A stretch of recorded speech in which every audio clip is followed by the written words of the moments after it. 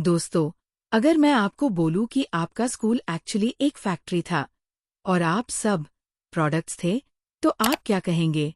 यही कहेंगे कि पागल हो गई है क्या? लेकिन यार, ये सच है। आज मैं आपको बताऊंगी कि हमारा स्कूल सिस्टम फैक्ट्री जैसा क्यों बनाया गया और ये सब कैसे शुरू हुआ। ट्रस्ट मी, ये स्टोरी सुनते ही आपका दिमाग हिल जाएगा। मैं बचपन में हमेशा सोचती थी कि स्कूल में सब कुछ इतना बोरिंग क्यों होता है। सेम टाइम पे उठना, सेम यूनिफॉर्म, सेम सब्जेक्ट्स और सेम एग्जाम पैटर्न। एक दिन मैंने अपने पापा से पूछा, पापा, स्कूल में क्रिएटिविटी क्यों नहीं सिखाते? तो उनका जवाब था, बेटा, स्कूल में डिसिप्लिन सिखाते हैं। लेकिन मैं कंफ्यूज्ड थी कि डिसिप्लिन और फैक्ट्री वर्कर जैसा बिहेव करना, ये दोनों में क्या डिफरेंस है? आज 20 साल बाद जब मैंने रिसर्च किया तो पता चला कि मेरे पापा गलत नहीं थे। School system actually factory workers बनाने के लिए ही डिजाइन किया गया था। Shocking, right? तो दोस्तों, आज के इन कुछ मिनट्स के एपिसोड में हम जानेंगे। नंबर 1, इंडस्ट्रियल रेवोल्यूशन का स्कूल सिस्टम पे क्या इम्पैक्ट पड़ा। नंबर 2, प्रशियन मॉडल क्या था और इंडिया में कैसे आया। नंबर 3, ब्रिटिश एजुकेशन सिस्टम का hidden agenda. Number 4, modern schools में आज भी ये फैक्ट्री मेंटालिटी कैसे कंटिन्यू हो रही है। और फाइनली, नंबर 5, ऑल्टरनेटिव्स क्या है और फ्यूचर क्या है। तो रेडी हो? चलिए अब स्टार्ट करते हैं। दोस्तों, चलो समझते हैं कि इंडस्ट्रियल रेवोल्यूशन से पहले एजुकेशन कैसी थी। 1700 में एजुकेशन मोस्टली इंडिविजुअल या स्मॉल ग्रुप्स में होती थी। जैसे कि रिच फैमिलीज के बच्चे प्राइवेट ट्यूटर से पढ़ते थे और कॉमन पीपल अपने ट्रेड स्किल्स फैमिली से सीखते थे। मतलब, एक ब्लैकस्मिथ का बेटा ब्लैकस्मिथ बनता था, फार्मर का बेटा फार्मर। सिंपल सी बात थी, hands on learning and practical skills, creativity encourage थी। लेकिन फिर आया इंडस्ट्रियल रेवोल्यूशन। ब्रिटेन में फैक्ट्रीज खुलने लगी, मशीन्स आने लगी और अचानक जरूरत पड़ी ट्रेन्ड वर्कर्स की। लेकिन प्रॉब्लम ये थी कि लोग ट्रेडिशनली इंडिपेंडेंट थे। वो अपने टाइम पे काम करते थे, जब चाहिए तब ब्रेक लेते थे और क्रिएटिविटी यूज करते थे। फैक्ट्री ओनर्स को चाहिए थे ओबीडियंट वर्कर्स जो फिक्स टाइम पे आए, रेपिटेटिव टास्क्स करे, अथॉरिटी को क्वेश्चन ना करे और डिसिप्लिन फॉलो करे। यहीं से ये आइडिया आया कि क्यों ना बचपन से ही ये ट्रेनिंग दे दी जाए। फिर 1840 में ब्रिटेन में first factory model schools start हुए। तो स्कूल्स और फैक्ट्रीज में क्या सिमिलैरिटीज है, चलो एक बार ये देखते हैं। Factory versus schools. Number 1, bell system. Factory में फैक्ट्री विसल, स्कूल्स में school bell. Number 2, uniform timing. Factory के लिए 9 से 5 वर्क, स्कूल के लिए 8 से 3 school. Number 3, age based groups. Factory में फैक्ट्री डिपार्टमेंट्स, स्कूल्स में class grades. Number 4, repetitive tasks. Factory में असेंबली लाइन, स्कूल्स में होमवर्क। और नंबर 5, अथॉरिटी स्ट्रक्चर। फैक्ट्री में सुपरवाइजर, स्कूल में टीचर।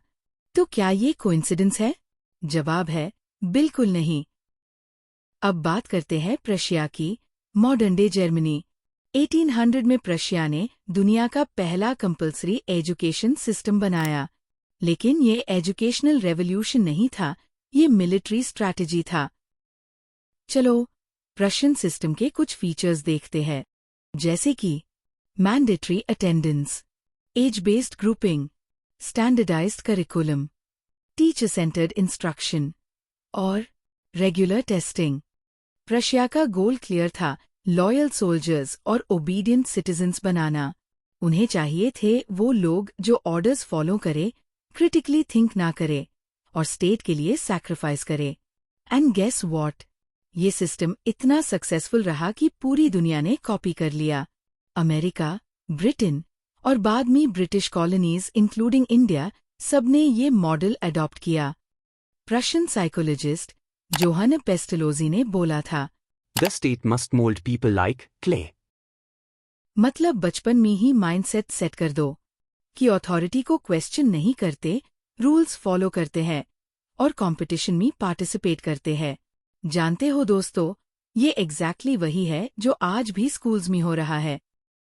अब आते हैं इंडिया की स्टोरी पे। 1835 में लॉर्ड मकॉले ने फेमस मिनट ऑन एजुकेशन लिखा।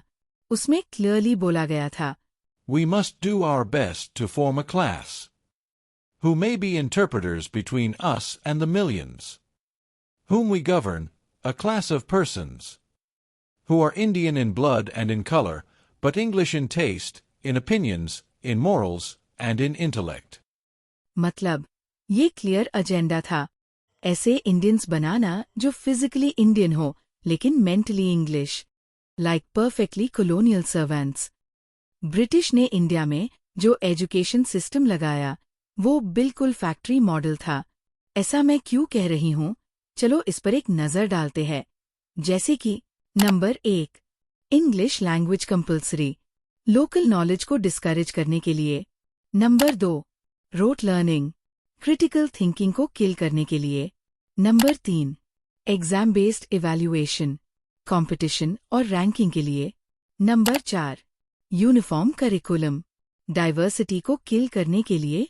और नंबर 5, टीचर अथॉरिटी, क्वेश्चनिंग को डिस्करेज करने के लिए।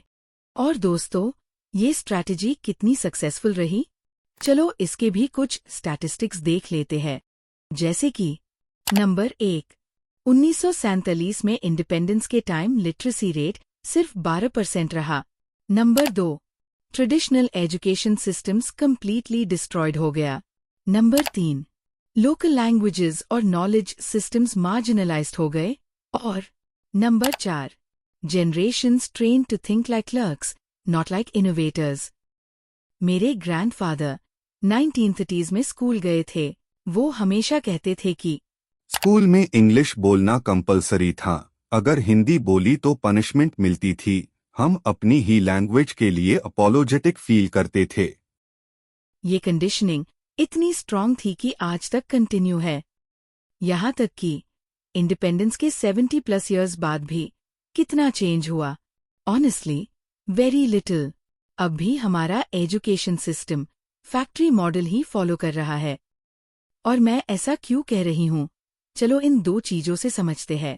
पहला, टाइम स्ट्रक्चर, जैसे कि same timing for all students regardless of individual rhythm, 40 से 45 minute periods factory shift timing के जैसा।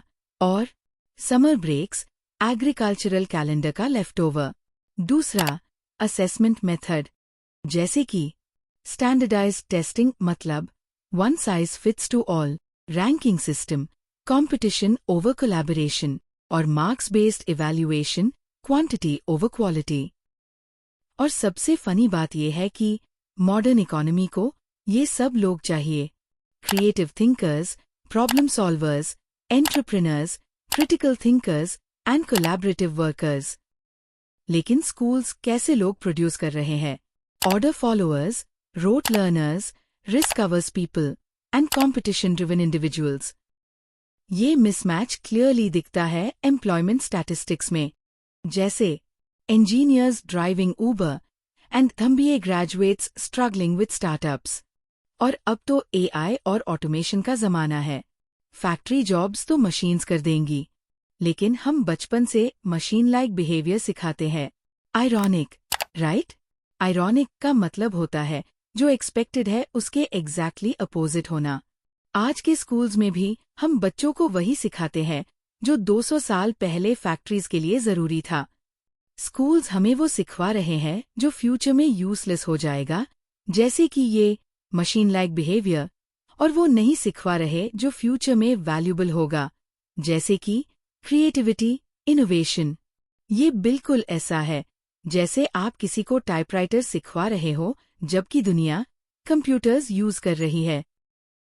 तो दोस्तों, आज हमने सीखा कि नंबर 1, स्कूल सिस्टम एक्सीडेंटली नहीं बनाया गया, ये प्लान स्ट्रैटेजी थी। नंबर 2, इंडस्ट्रियल रेवोल्यूशन के टाइम फैक्ट्री वर्कर्स के लिए डिजाइन किया गया था। नंबर 3, प्रशियन मिलिट्री मॉडल से इंस्पिरेशन लिया गया। नंबर 4, ब्रिटिश ने कॉलोनियल कंट्रोल के लिए यूज किया। और नंबर 5। आज भी ये आउटडेटेड सिस्टम कंटिन्यू है। लेकिन गुड न्यूज़ ये है कि चेंज हो रहा है। फिनलैंड और सिंगापुर जैसे countries innovative education models try कर रहे हैं। इंडिया में भी एनईपी नेशनल एजुकेशन पॉलिसी 2020 में कुछ पॉजिटिव चेंजेस आए हैं। कुछ अल्टरनेटिव एजुकेशन मेथड्स भी है, जैसे कि Montessori schools, Waldorf education, project based learning, home schooling और डेमोक्रेटिक स्कूल्स। दोस्तों, अगर ये वीडियो आपको आई ओपनिंग लगा है तो लाइक करो ताकि और लोगों तक पहुंचे। शेयर करो, स्पेशली पेरेंट्स और टीचर्स के साथ।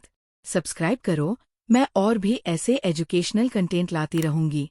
और कमेंट्स में बताओ कि आपका स्कूल एक्सपीरियंस कैसा था।